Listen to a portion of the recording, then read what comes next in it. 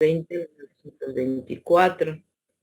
Hicieron sus mapas conceptuales, mentales, ilustrados de la situación económica, política, social, de este momento histórico en que termina la revolución y que Álvaro Obregón, al inicio de lo que se llama la reconstrucción nacional, asume la presidencia. Acuérdense que desconocieron a Madero, se dio la rebelión de Agua Prieta, después Madero, a Venustiano Carranza, estoy pensando en el Madero, que Venustiano Carranza, pues fue asesinado, ¿verdad? Lo desconocen los sonorenses. Se le llama el grupo sonorense en el poder, que va a ser Plutarco Elias, Obregón primero y luego Plutarco Elias Calles.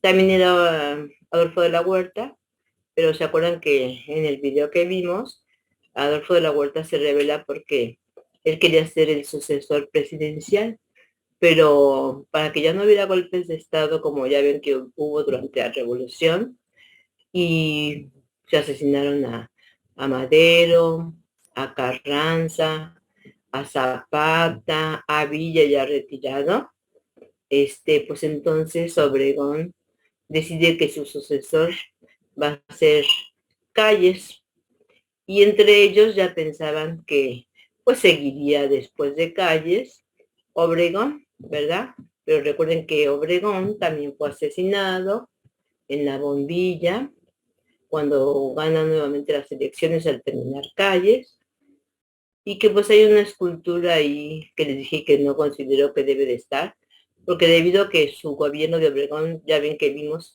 fue reconocido por Estados Unidos, ¿qué fue lo que hizo? Pues firmó los tratados de Bucareli.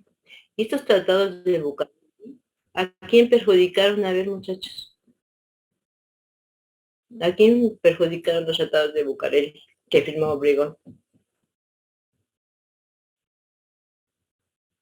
A ver, acuérdense. Ah, aquí está Mejía José. Prenda tantito su cámara, por favor, José.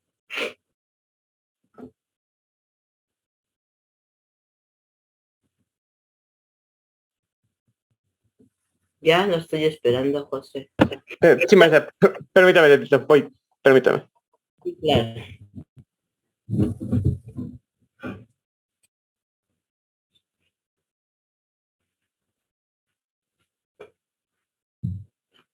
Porque estos tratados, por fortuna, el año que entra, que cumplen 100 años, fueron firmados en 1923, y el año próximo estamos en el 2023, y se cumplen los 100 años, y por fortuna está el presidente Andrés Manuel López Obrador, y obviamente pues esos tratados ya no van a estar vigentes, porque pues ya se tardó mucho, José, ya voy a hablar yo, pues No, maestra, aquí un segundo.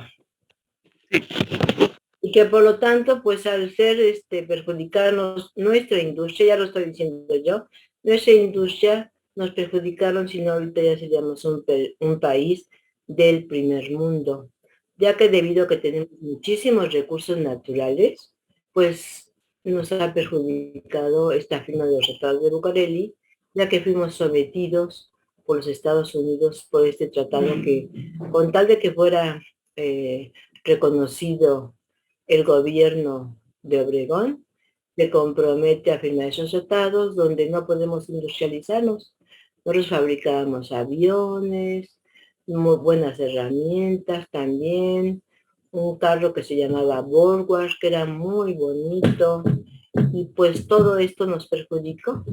¿Por qué? Pues porque recuerden ustedes que Estados Unidos se perfila como un país dominante, imperialista, y los imperialistas como Estados Unidos en América y Europa en África, en Asia, pues van a explotar los recursos naturales de estos países, que por eso precisamente vean en qué condiciones se encuentra África, en qué condiciones se encuentra Asia, a pesar de que ahorita pues ya está el país más poderoso del mundo es China, pero hubo un tiempo en que no, por eso si se fijan, casi todo es hecho de China.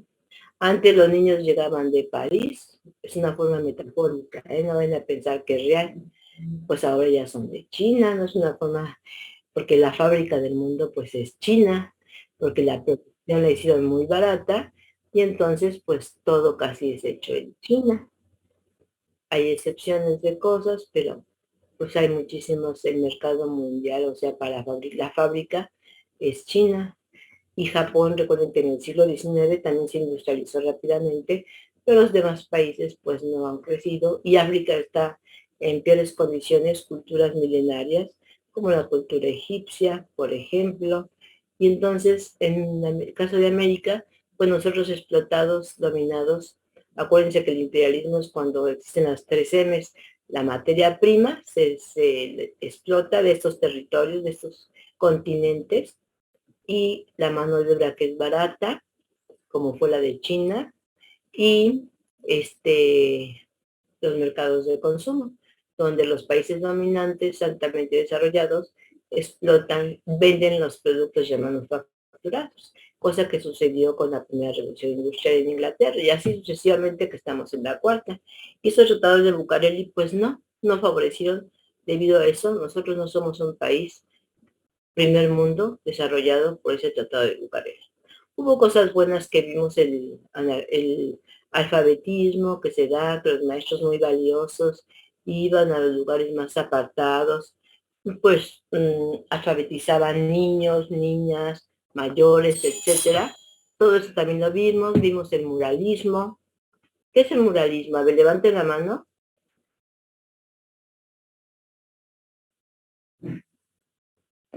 A ver, me estoy tomando mi medicina. A ver, ¿qué es el muralismo? A ver, José, pero rapidito ya, ¿eh? Sí, sí, maestro. No sé si ahí me vea. No, ya. Yep. Bueno, pues sí, pues el muralismo fue un movimiento artístico que se inició aquí en México, pues a entre principios mediados del siglo XX. En Bueno, época de Obregón.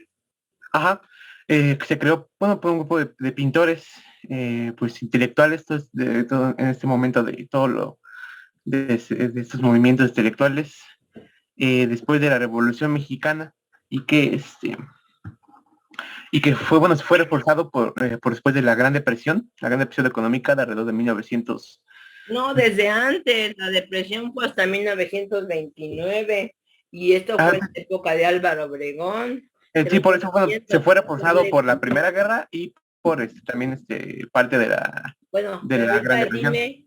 dime en qué consiste el muralismo y qué es lo que plasman Diego Rivera, Siqueiros, Orozco en ese Plasman movimiento. como movimientos de protesta, nomás de días de Pero ¿qué es libertad. lo que plasman? O sea, ¿qué observas tú? Y se mencionó en el video, por cierto. Pues bueno, pues plasman ¿Qué yo representan? ¿Qué al representan? pueblo, ¿no? Representan Sí, al pueblo, pero específicamente, ¿qué exaltan? la libertad. Mm, La cultura indígena. ¿Nunca han ido ustedes a la... Tienen las ideas, te falta un poquito de precisión, ¿verdad? Sí, Pero nada más sí tienes las ideas, te falta un poquito estudiar más. sí, Precisamente sí, maestra, en el gracias. video se vio cómo está y yo se los comenté en el museo el mural de bueno, afuera, atrás está un museo por la Alameda y al frente, sobre la Alameda, sobre la Avenida Juárez, está el mural de Diego Rivera, ajá, en el Paseo de la Alameda. Está en Donceles 100, que fue la primera, cuando se fundó la Secretaría de Educación Pública, que el primer secretario de Educación Pública fue Vasconcelos, que era el rector de la universidad. ¿Se acuerdan ustedes? Y que precisamente también en la universidad, en la rectoría, en la biblioteca central, hasta les dije quién es la máxima autoridad, otra persona que participación a José. Hay que precisar más, José. También se ponen motivos, además de prehispánicos, coloniales. Hay que ir a recorrer, por lo menos si se puede virtualmente, San Ildefonso, donde estuvo Prepa 1, el anfiteatro que está ahí Simón Bolívar, Rectoría, Biblioteca Central, otro paseo, otro mural que se encuentra donde antes era la Facultad de Ciencias, ahora es de Humanidades. Ahí tienen que visualizarlo, si se puede virtualmente, pues que ahorita tal vez, ya ahorita las facultades ya están abiertas, ya he pasado por las facultades y ya están abiertas, ya están los alumnos, ya nada más nos falta entrar a nosotros. Yo creo que esperemos que esté en finales de febrero, principios de marzo. Yo creo que ya vamos a entrar porque tanto ustedes como nosotros estamos vacunados, o también los trabajadores de intendencia, administrativos, o como un chico me dijo, ¿por qué la UNAM no hemos entrado? Pues a lo mejor por ahí hay una cuestión política, ¿verdad? Pero todos ya deberíamos de entrar. Si los niños más chiquitos, de primaria, secundaria, prenden sus cámaras, tienen que estar encendidas si son menores de edad que ustedes. Entonces, imagínense, pues, esto, pues a mí se me hace muy, como, no muy real de que todo el mundo esté tomando la clase. No sé qué están haciendo realmente. Luego quieren 9, 10, etcétera, etcétera. Por ejemplo, ahorita hay 38 presentes, ¿no? Y luego se presenta el día del examen 50. ¿Cómo está eso si no tienen los requisitos? En cambio, pues ya va a ser presencial y es mejor. Y a ver quién es la máxima autoridad, pues el Consejo Universitario, ya les había dicho, ¿verdad? Que está plasmado en la rectoría. Antes que el rector es el Consejo Universitario. Y es patrimonio de la humanidad, la ciudad universitaria. Por fortuna yo tuve ese privilegio de ir a Ciudad Universitaria y que es bellísima, de verdad, muy, muy bonita. Y pues todo esto lo vimos en la clase pasada y el sucesor, como quedamos, fue Calles, el cual, como dice la Constitución de 1917, el periodo de gobierno va a ser de 1924 a 1928, como lo establecía la Constitución hasta ese momento. Y ¿cuáles son las características? Pues ya ustedes hicieron también un mapa conceptual ilustrado sobre estos temas. Les dejé, además de Calles, les dejé Maximato, y les dije por qué se llama Maximato, porque la máxima autoridad es Plutarco Elías Calles, que va a existir esa frase: yo soy el presidente, pero el que gobierna es el de enfrente es Calles, que gobierna. Todavía puso al presidente Cárdenas, pero el presidente Cárdenas lo va a desterrar, por fortuna, y con él se establece el plan seccional que ya estaba gestionado desde el periodo de Abelardo y de Rodríguez durante el Maximato. Y ya de 4 va a pasar a 6 años. Y ahí con el presidente Cárdenas, cuando termina su periodo, en 1940 termina la reconstrucción y surge el México contemporáneo.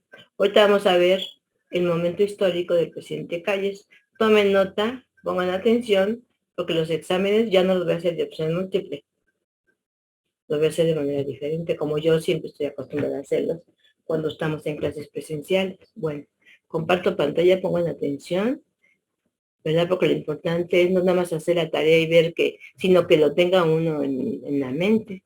Eso es lo importante, esa memoria histórica.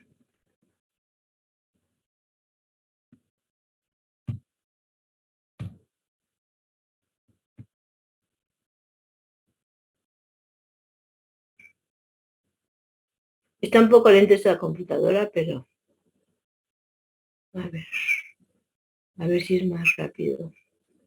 Así. Y ahorita comparto pantalla.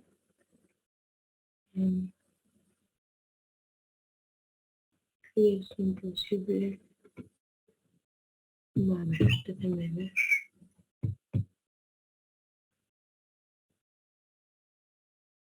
A ver si me muestra aquí. Aquí está. Empieza, recuerden que toma posesión el 1 de diciembre de 1924, y aquí prácticamente ya vemos 25 a 29. Termina el 30 de noviembre de 1924, pero va a continuar manipulando a Pascual Ortiz Rubio. Es de la universidad, al igual que el de Obregón.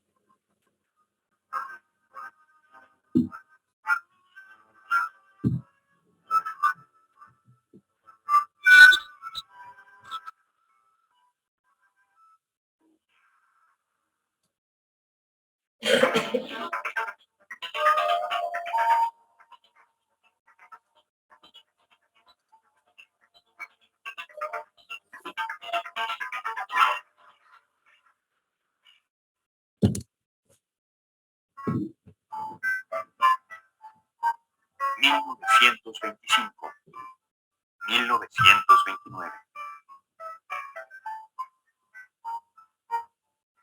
5 cortos años en la larga vida de un país.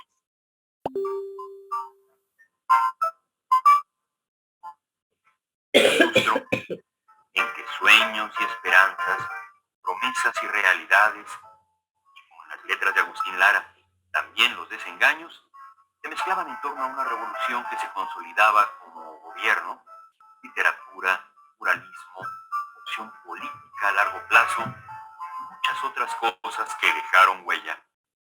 Quinquenio en que nada era imposible. La revolución es un cúmulo de cambios y de contradicciones.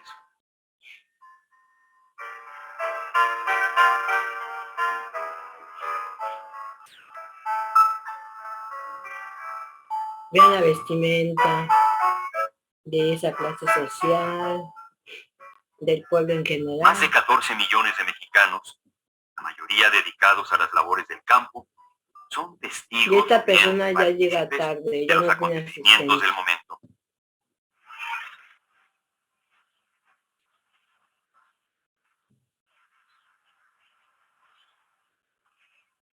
Don Plutarco Elías Calles, quien durante su carrera política y militar perdió, no sabemos por qué azares, su primer apellido, Elías, rinde protesta en diciembre de 1924 para convertirse en el presidente Calles.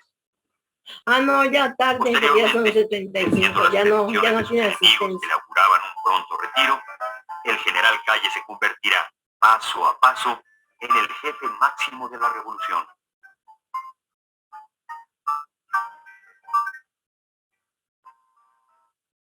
Esta persona tampoco tiene asistencia. De buenas intenciones está Diana poblado Paola el camino del cielo. Hernández. El jefe máximo de aquel Nada más entonces, son el 38. expresidente don Álvaro Obregón, declaraba su retiro de las lides políticas para dedicarse a la sana vida de agricultor en su rancho del estado de Sonora. La Quinta Chilla. Gente que prosperaba con la revolución hecha gobierno, los caudillos militares, se habían convertido en parte de la élite que podía darse el lujo de comprar residencias en las colonias aledañas al Paseo de la Reforma y, claro, ser los principales clientes de cabaretes y restaurantes exclusivos. El ejército revolucionario contaba para entonces con 79,000 hombres, y aunque parezca excesivo, 14,000 de ellos eran oficiales.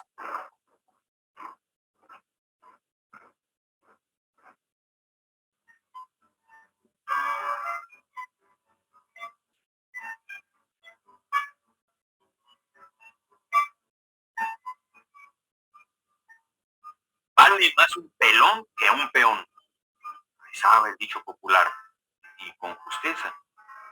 Un pelón, o sea, un soldado raso, ganaba 1 peso con 50 centavos diarios, mientras que un obrero solo alcanzaba 1 peso de paga por su jornada. Fíjense. Es un tiempo que la Escuela Mexicana de Pintura tomará en sus manos para plasmar su arte en miles de metros de antiguas paredes. El muralismo traspasa fronteras. Nada es imposible. Gracias a la obra de sus grandes artistas, México, su historia, su cultura, son motivo de reconocimiento internacional.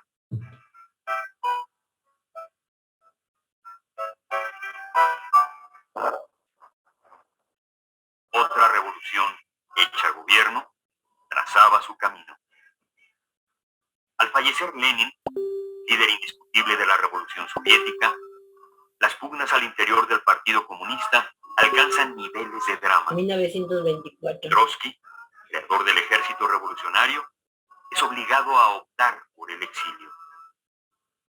En contra de lo previsto, Stalin hará emerger de las ruinas una gran nación. La URSS Otra persona que ya también, Paola, de las dos no, ya no tiene potencias asistencia de del siglo todas XX. maneras. José Stalin tiene el poder y lo ejerce. El cine soviético crea grandes obras maestras. Eisenstein impacta al mundo con el acorazado Potiomkin. Águila o sol, capitalismo y socialismo son los lemas y las realidades del enfrentamiento que se inicia encabezado por los dos grandes, la Unión Soviética y los Estados Unidos. Acuérdense que la Unión Soviética es de 1922. En los Estados Unidos, la incontenible expansión del capital financiero, como siempre, lleva aparejada la gran crisis que irrumpirá en 1929. Como siempre también, los norteamericanos practican la política del buen vecino. Ave en Nicaragua, defendida por Sandino y su ejército de hombres libres. Pero recordemos que estamos en la década de los 20. Es el Los Charleston. años Locke. Una década de nuevas propuestas que escandalizan y perduran. Pese a la ley seca, la gente se las agencia para beber un trago y se divierte.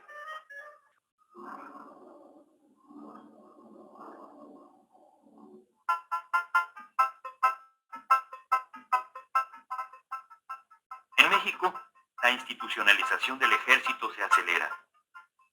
Calles inaugura instalaciones del colegio militar, pero las luchas rebasan el marco de los cuarteles. Las huelgas de electricistas y ferrocarrileros, los que se acusan como siempre, apagados con el oro de Moscú y la guerra yaqui en Sonora, son fuentes de preocupación de Calles y de sus aliados de la CROM, de Luis N. Morones, quien controla el movimiento obrero oficial. Hay quienes opinan que como buen jacobino, Calles estaba convencido de que el poder conservador de la Iglesia debía limitarse y que por ello inició la lucha contra la jerarquía eclesiástica. Otros prefieren señalar que el conflicto religioso fue manipulado y que mucho le sirvió al gobierno para distraer a la gente de los grandes problemas que vivía el país. Lo cierto es que esta lucha divide y causa gran confusión entre los mexicanos.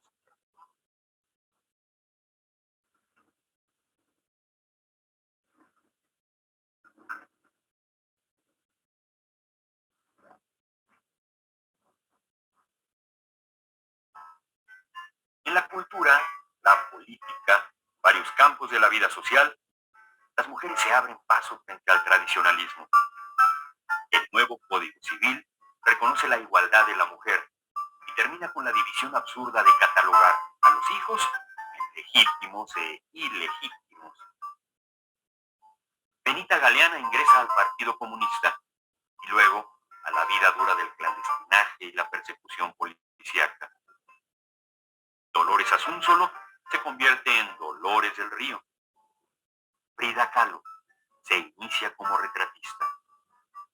Esposa de Diego Rivera.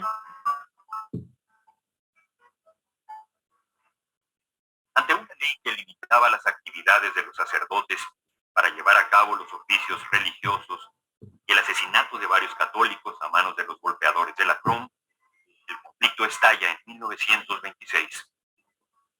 3 largos años de lucha se iniciaban, sorprendiendo a Calles y a los jerarcas católicos, y luego no sabrían cómo terminarla. La cristiada o rebelión cristera.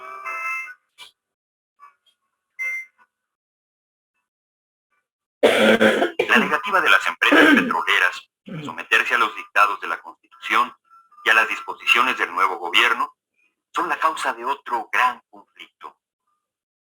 Las broncas llegaron a tal nivel que si por un lado, como ha sido su costumbre, los yanquis amenazaban con la invasión militar, por el otro, Calles no se dejaba amedrentar. Sus órdenes al general Lázaro Cárdenas fueron terminantes. Si algún soldado yanqui pisa el territorio nacional, los pozos petroleros deberán arder en un incendio que ilumine hasta Nueva Orleans.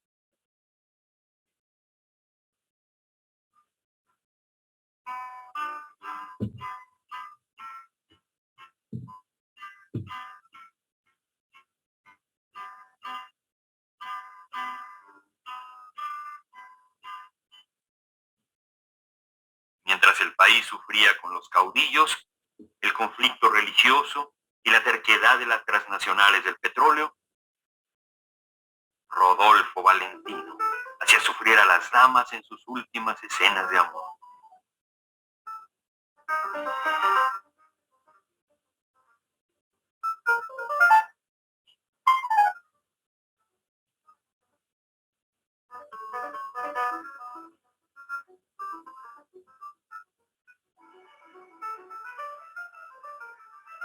Su súbita muerte conmociona a sus seguidoras.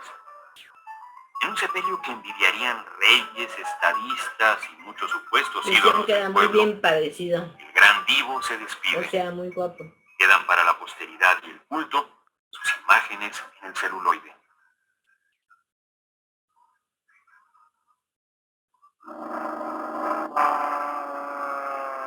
Gracias a las gestiones del nuevo embajador norteamericano, Dwight Morrow, las contradicciones con los Estados Unidos empiezan a eliminarse. Charles Lindbergh, el embajador del aire, visita México en 1927, invitado por Mr. Morrow, quien aquí aparece a su lado. La visita del famoso aviador parece rubricar el acuerdo que en beneficio de los magnates petroleros aprueba el gobierno de Calles. A cambio, terminan las hostilidades de Washington y se apoya a México en cuestiones como deuda externa, venta de armas y un mejor trato comercial. Se piensa que también se convenció a Calles de dejar a un lado la ayuda que México otorgaba a las fuerzas de Sandino en Nicaragua. Los rumores de la época dicen que junto con Lindbergh llegaron aviones para el ejército federal. Desde ese momento, no solo bendiciones les cayeron del cielo a los ejércitos forasteros y demás rebeldes. Pese a todo, y ante el disgusto de los jerarcas de la Iglesia y desde luego del gobierno, que deseaban acabar lo más pronto posible con el conflicto religioso, los ejércitos cristeros crecen cada vez más. Miles de campesinos pobres de los estados del centro del país se les unen. A diferencia de los levantamientos de los caudillos, en que se obligaba a la gente por medio de la leva a sumarse a la tropa, la lucha en defensa de la religión cada día suma más adeptos. Por su parte, los obispos, arzobispos, cardenales y hasta el Vaticano veían cómo su poder y hasta su credibilidad se debilitaban en una guerra que ya no controlaban. Duró 3 años. Incluso el Papa niega su bendición a los combatientes que se han radicalizado. Bueno, business are business.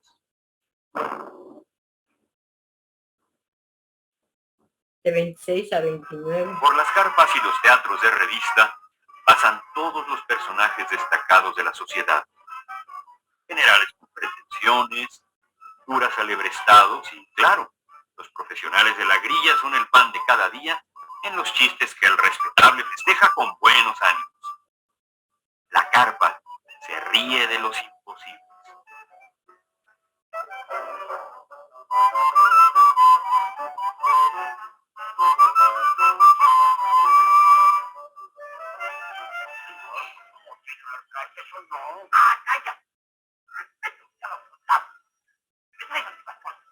En el ruedo se celebraban los triunfos de Gaona.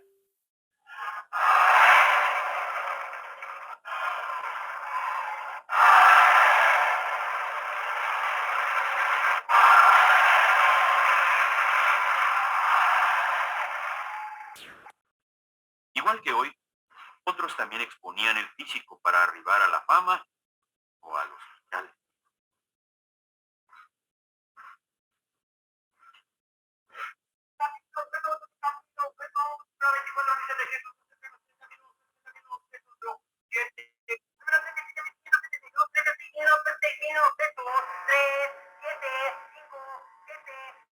Ay, vieja, si le pego al gordo, te compro el castillo de Chapultepec. La segunda mitad de la década de los 20 fueron años de magníficos adelantos de la ciencia y de un desarrollo industrial Segunda que revolución parará en industrial. seco. Aparato cultural, industria, la comunicación masiva crece y penetra. Yo te juro que yo mismo no comprendo el por qué mirarme fascinado. En 1926 se instala una línea telefónica directa de la Casa Blanca en Washington hasta el Palacio Nacional en la capital de la República.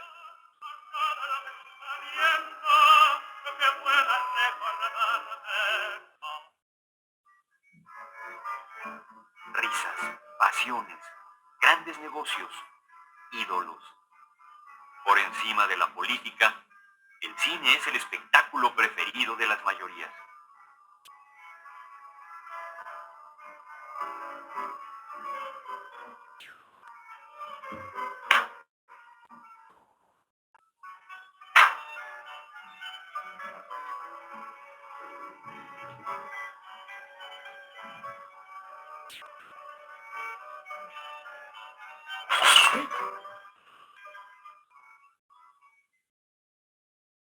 En provincia se hacen grandes filmes. Gabriel García Moreno realiza en Veracruz El Puño de Hierro y El Tren Fantasma.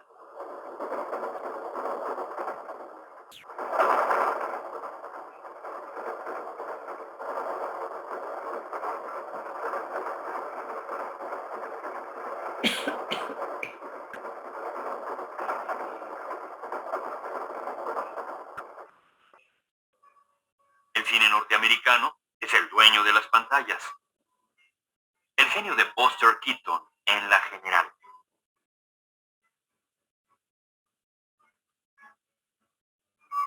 Fuera del cine, los trenes también eran descarrilados al grito de ¡Viva Cristo Rey! Es el lema de los cristeros.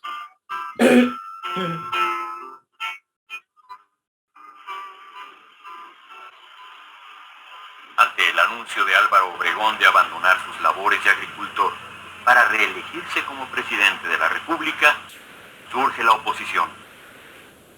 José Vasconcelos, exsecretario de Educación Pública y creador del proyecto educativo de la Revolución, lanza su candidatura contra el candidato oficial. A Vasconcelos lo acompañan en esta lucha y en su derrota muchos jóvenes universitarios e intelectuales honestos que se oponían al camino seguido por Calles y Obregón. Muchos de estos jóvenes participaron en 1929 en la conquista de la autonomía universitaria. Gracias a este logro, la Universidad Nacional se convertirá en el proyecto cultural más importante de nuestro país. 1929 está por decir.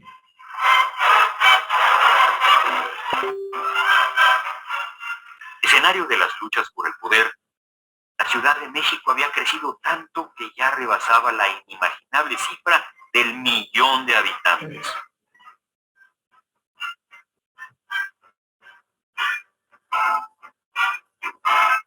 ¿Y qué decir de los automóviles? Signo del estatus de la gente triunfadora.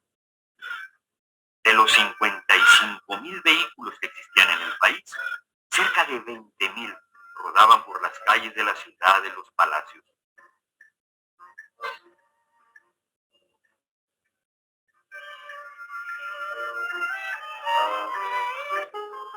La nostalgia por el campo dominaba el panorama musical. Tatanacho, Esparza Oteo, Guti Cárdenas y otros desde la capital le cantan a la provincia. Su canto tiene reminiscencias de maíz. besaré tu boca de púrpura encendida. Volviendo a la política, los generales Francisco Serrano y Arnulfo R. Gómez presentan su candidatura a la presidencia de la República en lo que se interpreta como un acto de franca rebeldía en contra de Calles y Obregón. Acosados por el poder central, que reprime a sus partidarios y sin otra alternativa, Serrano y Gómez caen en la trampa y deciden levantarse en armas. Con 40 generales serán pasados por las armas en una verdadera masacre que se inicia con la famosa matanza de Huitzilac. La sangre corre, pero la paz se fortalece. ¿Quién manda en el país? ¿Quién ordenó los ajusticiamientos de Huitzilac? Obregón. ¿Calles? ¿Obregón y Calles?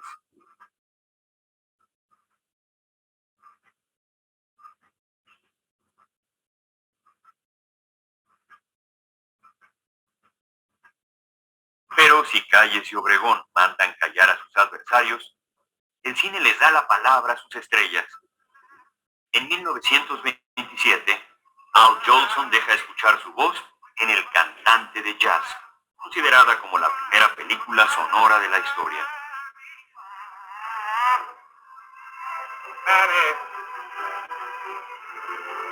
my little Mary, the sunshine deep, the sunshine wet. I know where the sunshine set. If I'm not around, Mary, Mary, I'm coming. I hope I didn't make you wait. Mary, I'm coming. Oh, God, I hope I'm not late. Mary, don't you know me? It's late, crazy. I love to give you a smile. I wanna your smile. But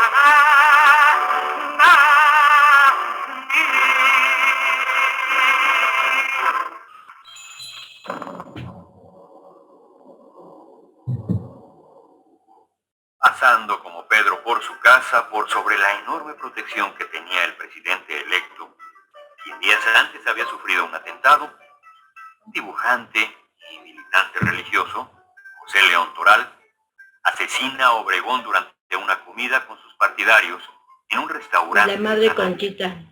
Luego que el victimario se declara como un defensor de la fe, es fusilado, llevándose consigo la verdad del crimen. De 3 candidatos militares a la presidencia, los 3 murieron en forma violenta, sin alcanzar el poder. Emilio Portes Gil, presidente interino, toma el lugar de Obregón. Calles, así, entrega la presidencia, pero no el poder. Hay paz con los obispos. Hay paz con los Estados Unidos. Y, aunque sea la de los sepulcros, hay paz con los caudillos revolucionarios. La labor de Calles será desde este momento la de construir una organización política, un partido que permita que las disputas se ventilen dentro del partido y en forma civilizada. Bueno, pero nada era Es el PNR, es antecesor Agustín Lara al toma el PRM poder y después el en PRI. gusto del público. Su música es una nueva propuesta que rompe con lo rural y predice un México citadino que ya da sus primeros pasos. Y que cambias tus besos por dinero, envenenando así mi corazón. No creas que tu simpatía me perjura, incitan mi rencor para olvidarte. Te quiero mucho más en vez de odiarte. Y tu castigo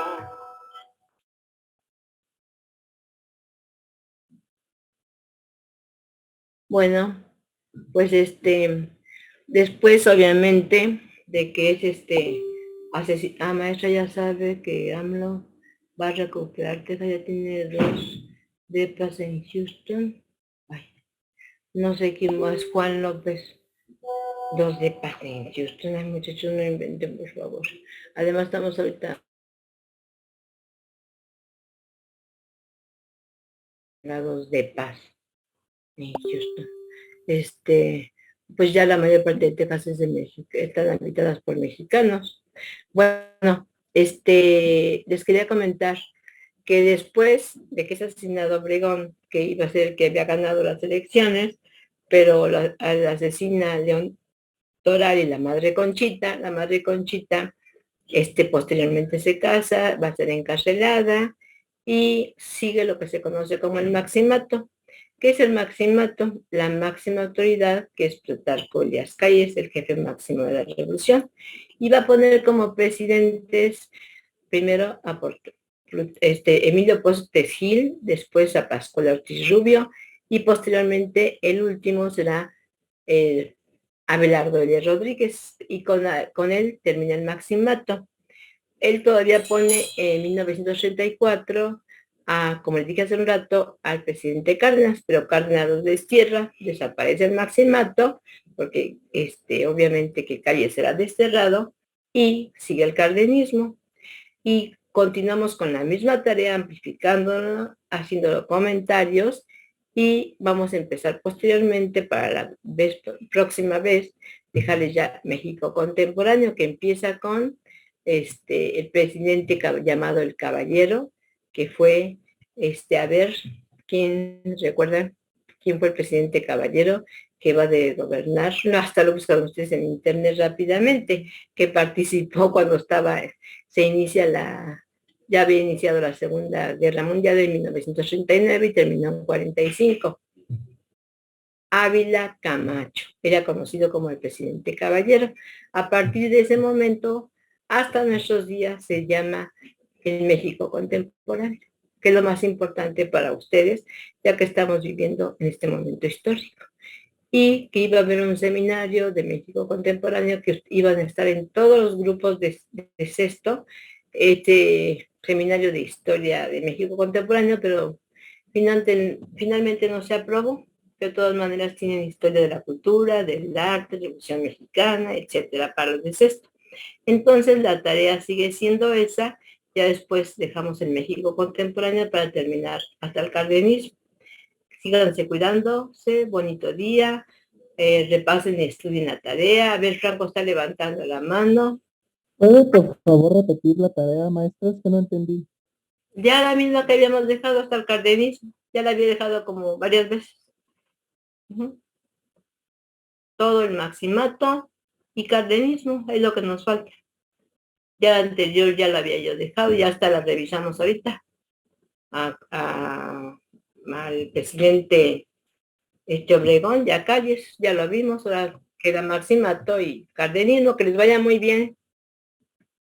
Hasta luego, buen día. Buen día.